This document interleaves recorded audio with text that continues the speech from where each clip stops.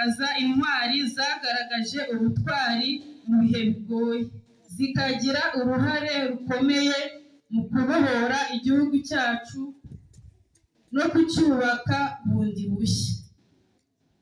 Mwumvishije yuko intwari ntabwo ari izatsinze urugamba gusa, ahubwo ni umuntu wese ukora ibikorwa by'inyungu rusange, sibyo? Nimba uyu munsi ntabwo turi mu ntambara, igihugu cyacu kiri amahoro, umuntu wese mu nshingano afite aho ariho hose yakora ibikorwa by'ubutwari. Muri uyu mwaka kandi igihugu cyacu gikomeje urugendo rwo kwiyubaka rushingiye ku bumwe, ku miyoborere myiza no kwigira. Tebe yabivuze, turangajwe n'iterambere. Ibikorwa byo kwigira natwe tugomba kubigira ibikorwa by'ubutwari.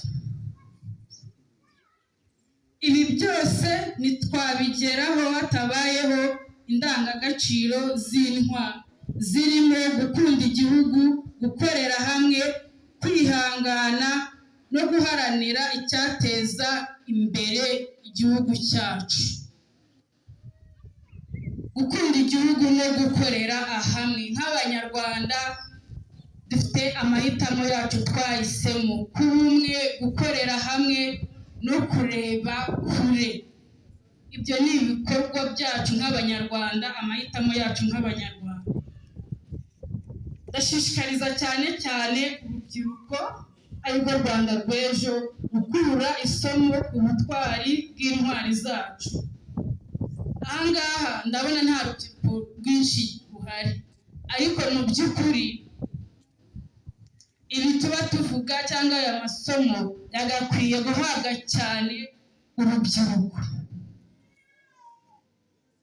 Nshishikariza urubyiruko kugira indoto nini n'imikorere, kwirinda ikibi cyose cyasubiza inyuma ubumwe bwacu, ahubwo urubyiruko rukaba intangarugero mu kubaka igihugu gitekanye, gitera imbere kandi gishingiye ku buringanire.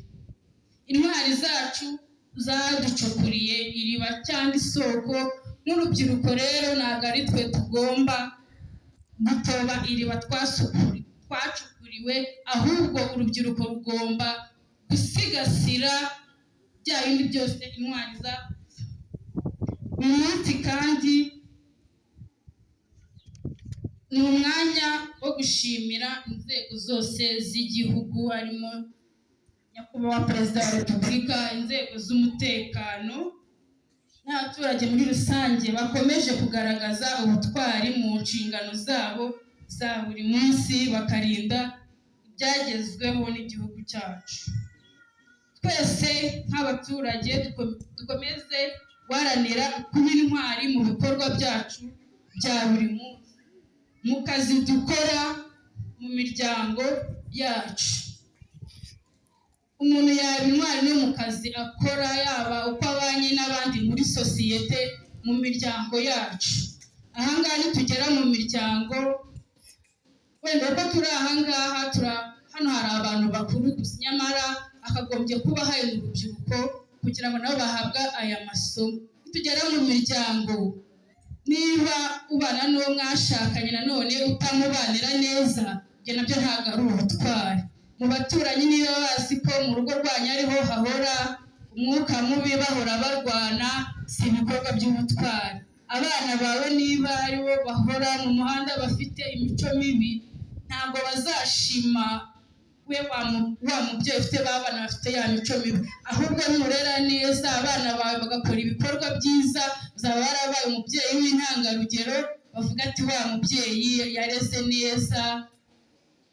Mbese ushimirwe bya bikorwa wakoze byo kurera neza, kuko abo babyeyi bazaba bahesheje ishema umuryango wawe ndetse n'igihugu. Twongere rero turebe mu miryango, ese turera gute abana, tubaha ubuhe burere abaturanyi, sosiyete tubayemo, sibyo?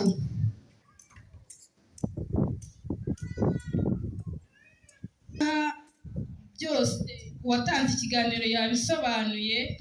njye nasoza mvuga ngo ubutwari ntibushira, intwari ntizibagirane, dukomeze kubaka u Rwanda twifuza. Murakoze.